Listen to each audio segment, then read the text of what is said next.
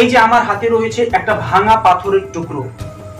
এই পাথরের টুকরোটা যদি হীরের টুকরো হতো তাহলে এর মূল্য অনেক হতো।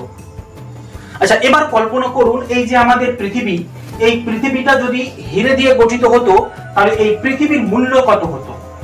এই পৃথিবীর মূল্য হতো ট্রিলিয়ন ট্রিলিয়ন ডলার। আচ্ছা, আমি এই হীরের কথাটা কেন বললাম? এই যে আমাদের মহাকাশে এমনই একটি গ্রহ রয়েছে যে গ্রহটা সম্পূর্ণ হীরে দিয়ে গঠিত, যার নাম 55 কনক্রিট ই। এই গ্রহটা সম্পূর্ণ হীরে দিয়ে তৈরি। কল্পনা করুন তো, এমন একটি গ্রহ যে গ্রহের মৃত্তিকা গঠিত হয়েছে হীরে দিয়ে, এবং এই গ্রহের আয়তন হচ্ছে পৃথিবীর দ্বিগুণ।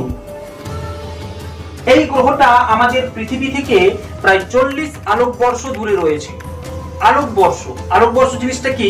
প্রতি সেকেন্ডে 3 লক্ষ কিলোমিটার বেগে এক বছরে যতটা আলো যাবে সেটা হচ্ছে 1 আলোকবর্ষ। অর্থাৎ আমাদের পৃথিবী থেকে এই গ্রহটা প্রায় 40 আলোকবর্ষ দূরে রয়েছে। এবার আপনি যদি কোনো পাওয়ারফুল টর্চ লাইট আপনার বাড়ি থেকে এই চাঁদটার দিকে যদি মারেন, তাহলে লাইট থেকে এই আলোটা চাঁদে পৌঁছাবে 1 সেকেন্ডে। অর্থাৎ আলোর গতিটা এত দ্রুত গতিতে যায়, যার গতিবেগ হচ্ছে প্রতি সেকেন্ডে 3 লক্ষ কিলোমিটার।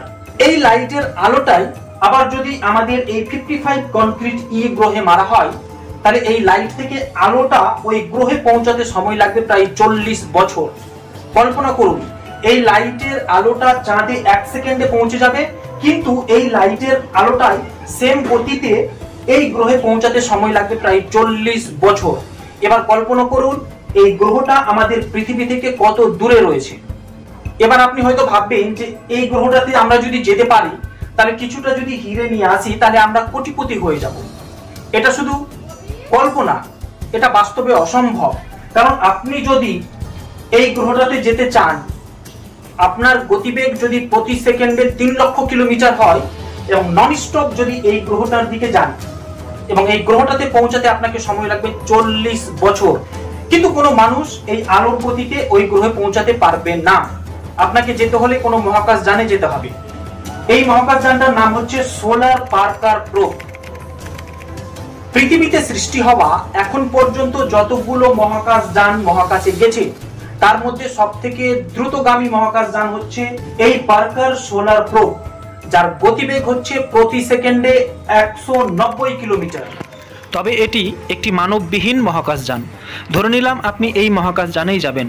এবার আপনি যদি এই মহাকাশ যানে চেপে এই গ্রহটার দিকে যান, ননস্টপ এই মহাকাশ যানটা ওখানে পৌঁছাতে আপনাকে সময় লাগবে লক্ষ লক্ষ বছর।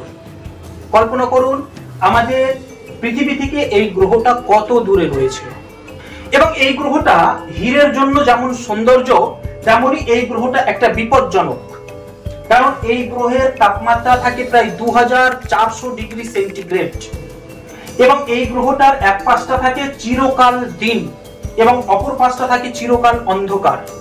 এবং সব থেকে মজার বিষয় হলো যে এই গ্রহটা তার 18 ঘন্টায় একটা বছর পূর্ণ করে দেয়, এবং এর গ্রহের তাপমাত্রা এতটাই বেশি যে দিনের বেলায় এই গ্রহে আগুনের বৃষ্টি নামে এবং সবকিছুকে গলিয়ে দেয়। লোহা, পাথর, এমনকি সবকিছুকেই গলিয়ে দেয়, হীরে পর্যন্ত গলিয়ে দিতে পারে।